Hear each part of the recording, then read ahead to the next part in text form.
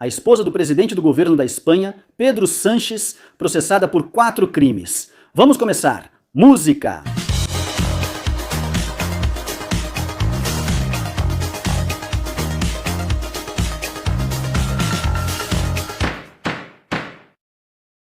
Olá a todos e bem-vindos a uma nova edição de Medidas Cautelares. Prestem muita atenção porque hoje temos uma notícia judicial muito relevante.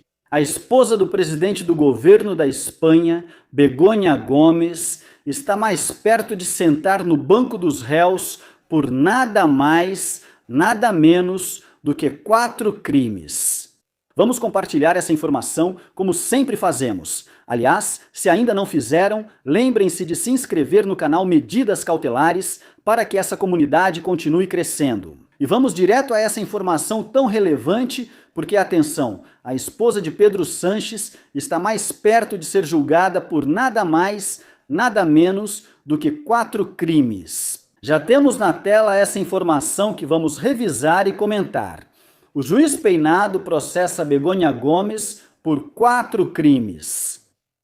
O juiz Juan Carlos Peinado processou a esposa do presidente do governo, Begoña Gómez, por 4 crimes, enquanto a absolveu do crime de exercício ilegal da profissão. Begoña Gómez estava sendo investigada pelo titular do Juizado de Instrução número 41 de Madrid, Juan Carlos Peinado, pela prática de até 5 crimes. Tráfico de influência, corrupção nos negócios, desvio de verbas públicas, apropriação indébita e exercício ilegal da profissão. Pois bem, em uma decisão de 39 páginas, a qual tivemos acesso, o juiz processa a esposa de Pedro Sánchez, sua assessora na Moncloa, Cristina Álvares, e o empresário Juan Carlos Barrabés, encaminhando-os para julgamento. Diz textualmente esta decisão: fica acordada a continuação do procedimento contra os investigados Begoña Gómez, Maria Cristina Álvares e Juan Carlos Barrabés pelos supostos crimes de tráfico de influência, corrupção nos negócios, no setor privado, desvio de verbas públicas e apropriação indébita. Explica o documento que, além disso, afirma que Barrabés, neste momento, só está processado pelo crime de corrupção nos negócios e tráfico de influência. O magistrado também diz que não cabe a prorrogação da presente investigação, ou seja, o juiz Peinado não quer continuar prolongando a investigação do caso.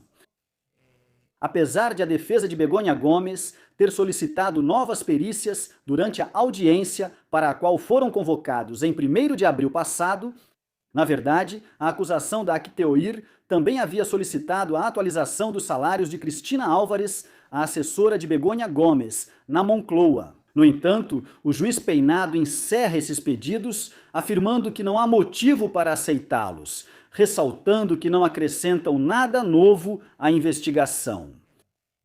Dessa forma, o magistrado se opõe a prolongar um caso que já estava prestes a ir a julgamento, mas que parecia poder se estender inesperadamente com esses novos pedidos. A defesa de Begoña Gómez é liderada por Antônio Camacho, ex-ministro do interior do Partido Socialista e braço direito de Alfredo Pérez Rubalcaba.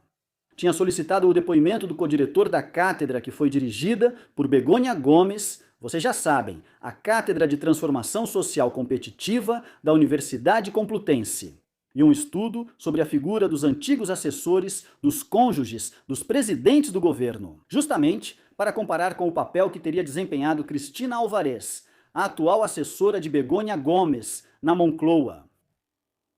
É surpreendente, diz o juiz, solicitar neste momento esse depoimento, o do codiretor da cátedra, que poderia ter feito tal pedido ao longo de toda a instrução e sustentar repetidamente a tese de que estava sendo realizada uma instrução desnecessariamente prolongada e com excesso de depoimentos. Essa testemunha nada pode acrescentar, salvo o que já consta nos relatórios recebidos da Universidade Complutense de Madrid e de sua escola de governo. Nem se comprova ou indica em que esse testemunho pode ser útil e necessário, sem prejuízo de que possa solicitá-lo em outro momento processual. Se houvesse, diz ele, Peinado, repreendendo o advogado de Begoña Gómez por sua estratégia processual de tentar agora estender o tempo da instrução. Na mesma decisão, também é preciso destacar outro ponto, que é o fato de o juiz Peinado argumentar que os indícios que o levaram a processar Begônia Gomes por esses 4 crimes de que falamos também o levam a absolver a esposa do líder socialista da acusação do suposto crime de exercício ilegal da profissão.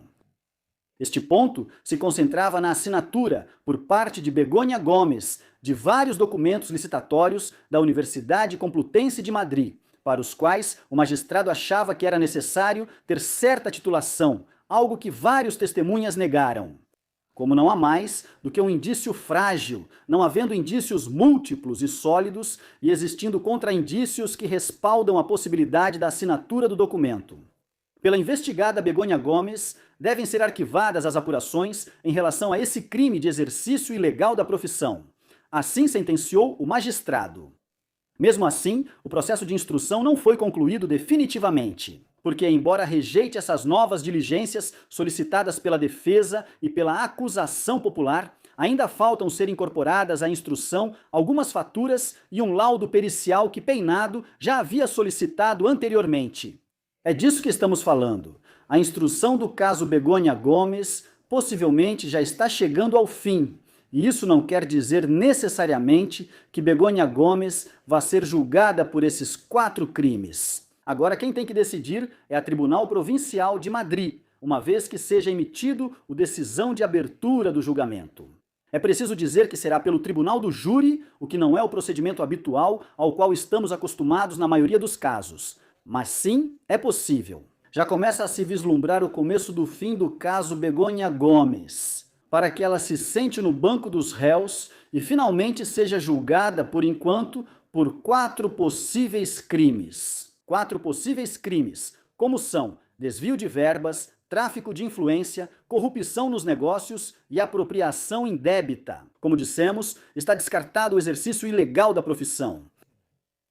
Isso no caso de Begônia Gomes, mas hoje também acabamos de sair do julgamento do Tribunal Supremo do caso Coudo. E hoje, sem dúvida, os depoimentos foram um pouco mais fracos do que em outras sessões da semana passada, que foram mais intensas, mas eu destacaria o da ex-esposa de Coudo Garcia, de que foi assessor de José Lopes, Patrícia Uriz, que chegou ao Tribunal Supremo usando uma peruca, enfim, com o rosto coberto para que não fosse reconhecida. Durante seu depoimento, ela voltou a mencionar que era responsável por adiantar despesas para o ministro dos Transportes, ligadas a várias questões, incluindo as famosas amigas de Ábalos e outros temas. E depois ela também disse que eram administrados diferentes envelopes de despesas do ex-ministro e que havia, então, as despesas de Ferraz e as despesas do Ministério dos Transportes. Nas despesas do Ministério dos Transportes, uma vez apresentadas as justificativas, recibos, etc., era feita uma transferência. No entanto, isso me parece extremamente relevante e importante. No caso de Ferraz, do Partido Socialista, eram apresentados os comprovantes e Ferraz sempre pagava em dinheiro, sempre em envelopes com notas, certo? E vocês vão perguntar, por que isso é importante? Isso é um indício de suposta lavagem de dinheiro. Não estou dizendo que o PSOE lavou dinheiro, apenas que há esse indício. Porque tudo era pago em envelopes. Quando eram despesas de 2.000, 3.000 euros, 1.000 euros, agora não estamos falando de 50 euros, 100 euros não. Já estamos falando de quantias altas. Por que sempre se pagava em dinheiro? Sempre em envelopes e notas. É uma boa pergunta para discutir. Aliás, a partir de agora também vou dizer que vou responder algumas perguntas que vocês fizerem, que deixarem formuladas nos comentários. Outro dia me perguntaram algo, lembrei e vou responder agora. Me perguntaram, por que no depoimento da semana passada de Carmen Pano, a famosa empresária que levou 90.000 euros em 2 sacolas para a sede do Partido Socialista na Rua Ferraz, isso não foi corroborado por Aldama e Aldama nega? Bem, é preciso dizer que Aldama, no esquema Coudo, reconheceu fatos criminosos que são ainda mais graves. E é verdade que, em relação à entrega dessas supostas sacolas com dinheiro, com notas, na sede do Partido Socialista, na Rua Ferraz, Aldama sempre negou. Sempre negou. Preciso dizer que, ao falar com algumas fontes do caso, outras negam isso. E o que me dizem é que Carmen Pano ouviu rumores por aí e que contou uma história que parece estar baseada em fatos reais, exatamente como Carmen Pano conta, certo? Essa é a informação que chega até mim. Pode ser que isso tenha acontecido, mas que em vez de Carmen Pano, outra pessoa tenha feito a entrega? Sim, pode ser, pode ser. Não tenho 100% de certeza, mas pode ser uma das hipóteses que o que Carmen Pano conta, ela se colocou como protagonista, mas na verdade foi outra pessoa que fez isso, e dessa forma ela está se dando protagonismo de alguma maneira. Mas não é certo, não é certo, e eu preciso passar todas as informações, porque vocês me perguntaram, por que Aldama não confirma? Por que Aldama isso? Bom, é justamente por isso, porque Aldama diz que foi Carmen Pano quem inventou isso. Essa versão da entrega das bolsas com um total de 90 mil euros é apresentada pelo Partido Socialista na Rua Ferraz. Essa é a questão, e passo a informação para vocês saberem. Encerramos esta edição de Medidas Cautelares. Espero que tenham gostado do vídeo. Já disse para vocês. A partir de agora, vocês podem deixar suas perguntas.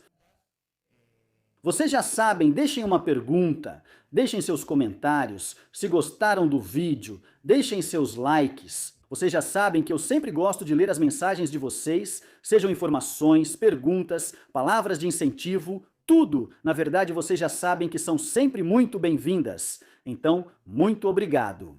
Vocês já podem se tornar membros por menos de 3 euros, como os escolhidos, ou por menos de 7 euros, como os supremos. Também podem fazer contribuições. Contribuições via Bizum no 627556370. Así, 2755-6370. O principal, como sempre falo, é que essa informação alcance todos, pois informação é poder. Até logo. Tchau.